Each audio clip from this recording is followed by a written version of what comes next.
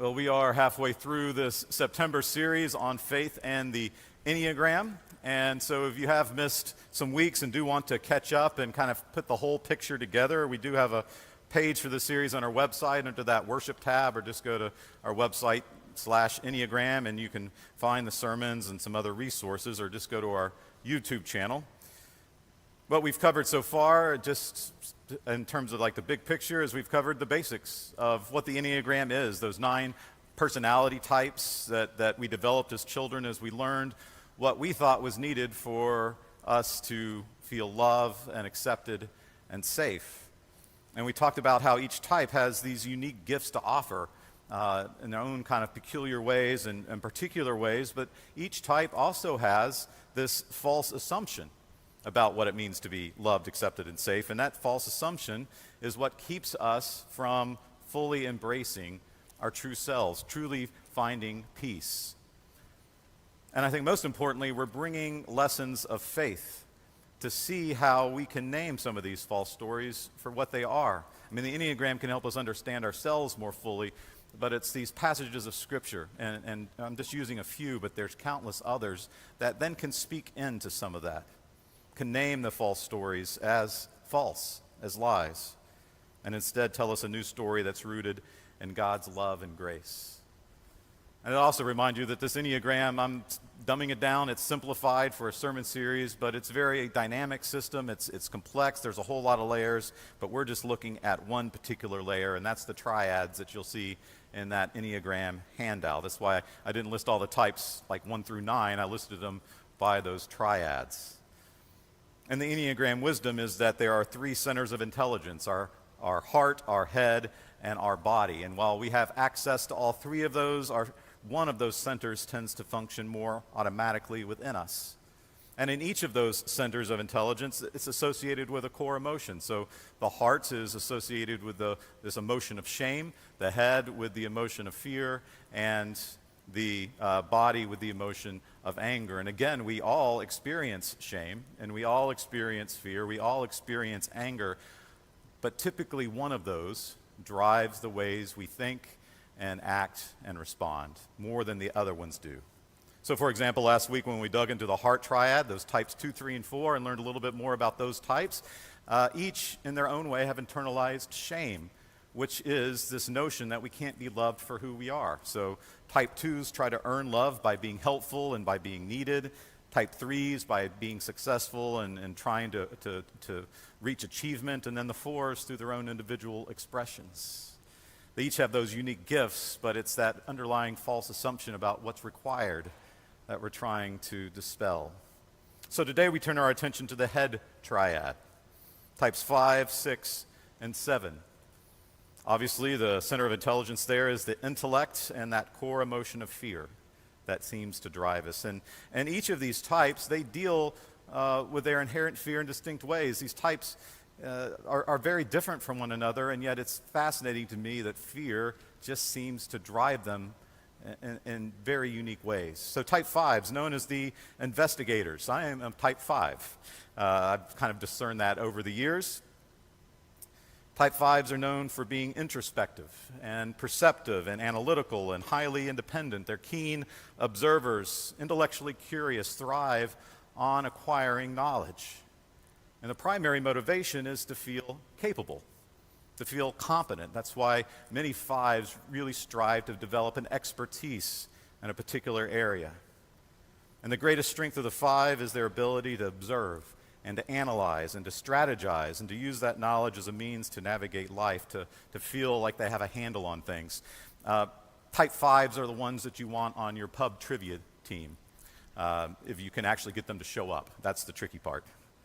So how does fear drive a type 5? And I think it's in 2 specific ways. The first is there's a fear of being incompetent and incapable.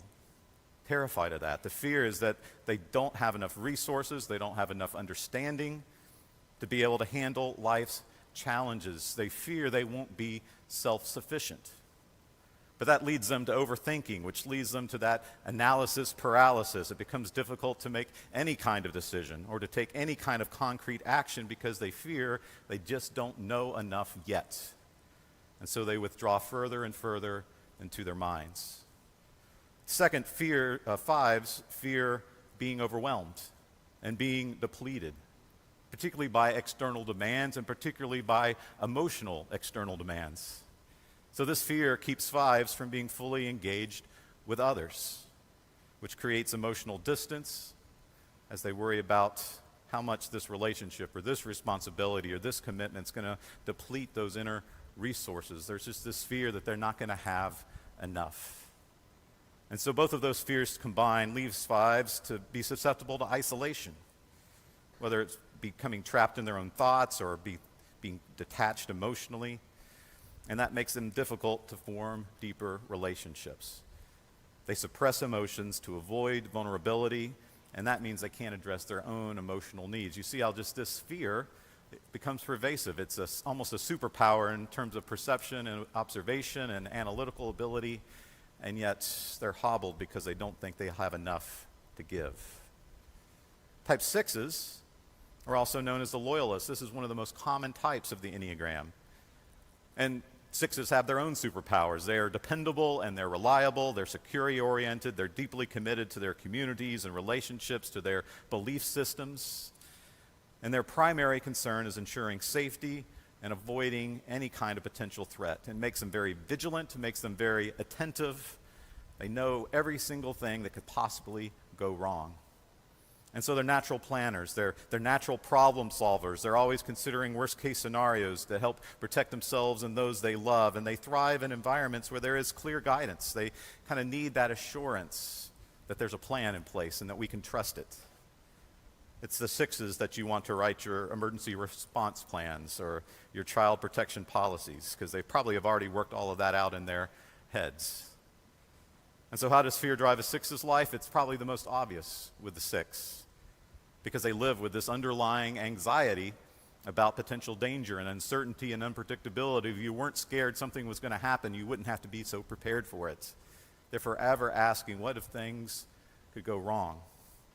They worry about being unprepared or unsupported when facing challenges that can lead them to doubt. It can lead them to second-guessing themselves. It leads them to question themselves and others. They're always on alert for signs of betrayal and disaster.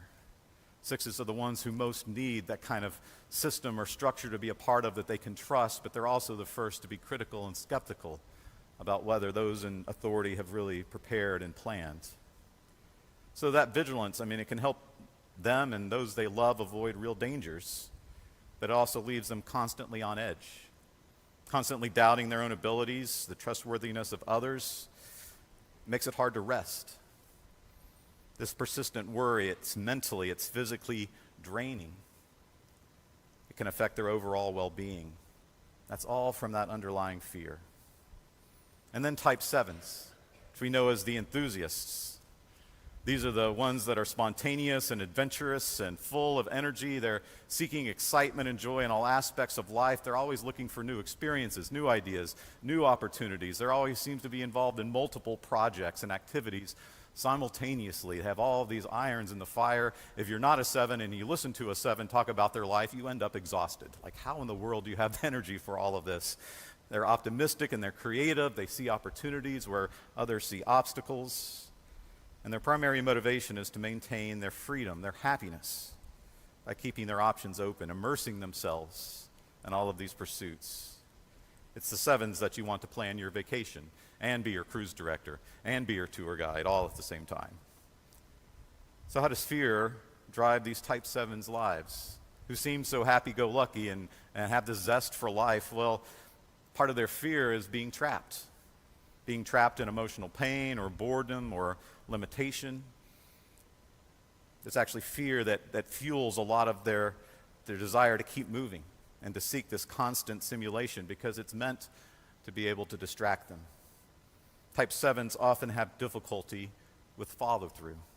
They jump to each new venture before they've finished the next shiny thing, the next squirrel they see running past they want to chase. Taking too much on for 7s, it creates stress and burnout, which kind of goes against what they're trying to achieve. And avoiding discomfort can make it difficult for type 7s to sit with difficult emotions or face hard realities. Instead of acknowledging their fears and struggles, they simply try to distract themselves from it or escape by looking for the next thing. So this constant pursuit of new experiences, it prevents them from fully engaging with the present moment, with completing tasks. It leaves them unfulfilled. And this avoidance can prevent them from addressing these important issues, this deeper emotional resilience. I mean, you keep going and going and going, and yet you have this creeping feeling that you've missed something along the way. So you see, these are three very different types. But you can see how this underlying of emotion shapes them all in their own way. Now, we all experience fear because it's a natural response to being threatened or to being overwhelmed or to facing a hard problem or a difficult experience. We all face those kinds of fears, but it doesn't shape us in the same way as this head triad. I mean, think about shame for the heart triad. It's the same thing. Fear for the head triad is still peddling this false story that we can let take over our lives. And we need to learn how to tell a different kind of story. And thankfully, our faith has those resources.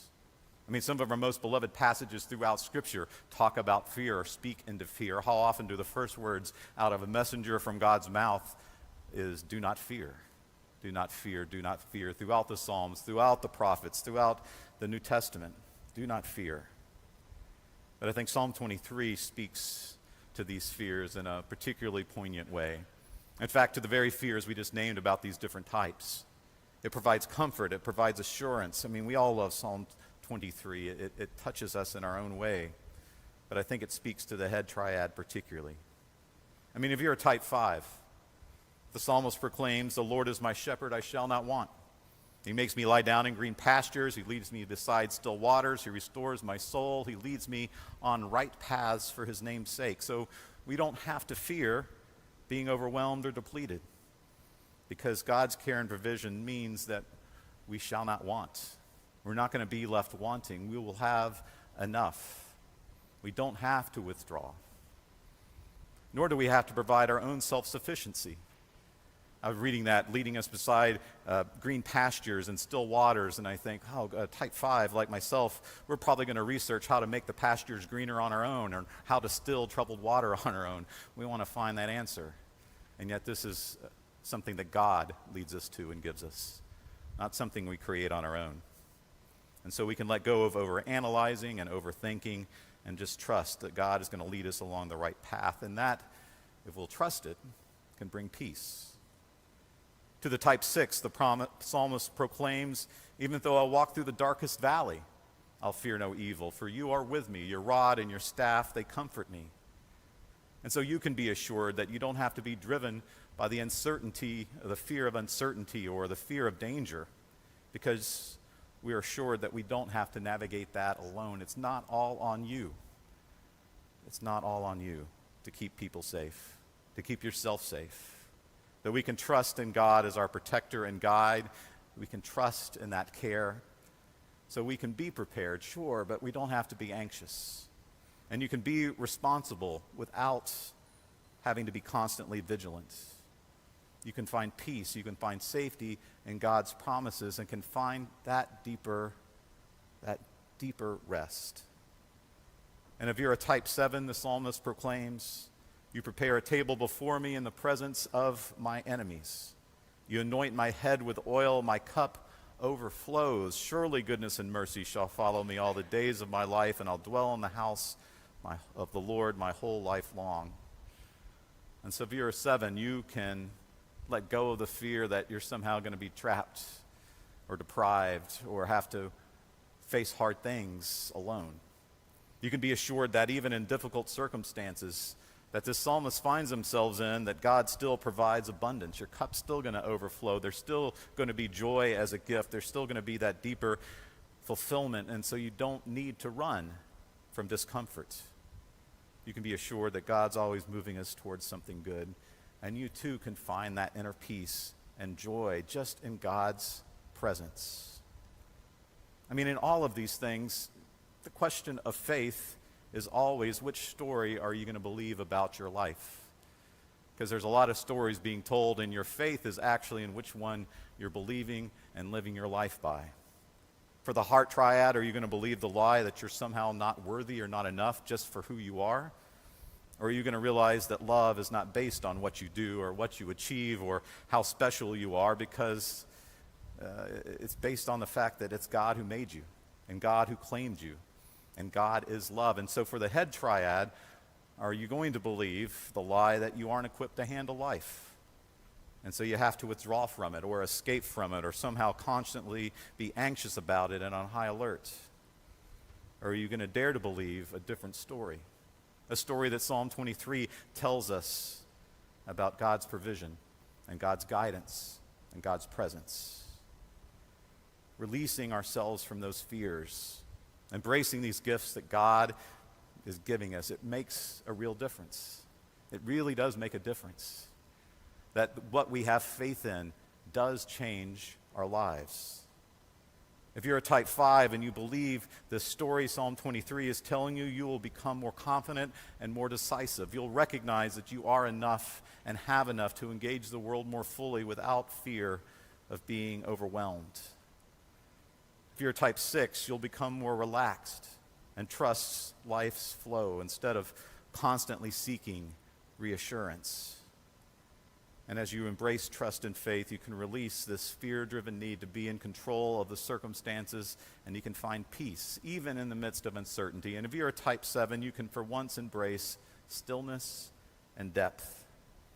Instead of seeking constant distraction, you can learn to sit with your emotions and focus on the presence and find a richness in that moment.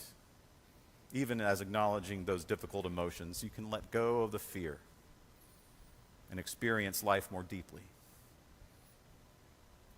As I thought through all of this, I kept being reminded of a quote that I always keep handy.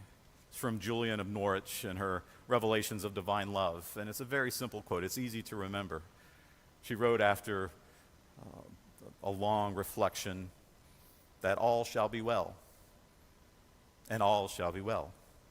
And all manner of thing shall be well.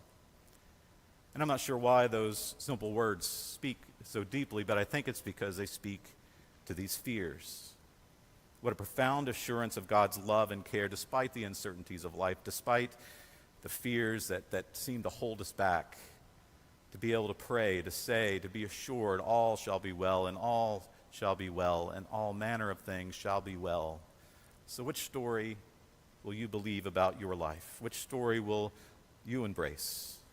Which story will you live? Will it be shame? Will it be fear? Will it be, as we look at next week, anger?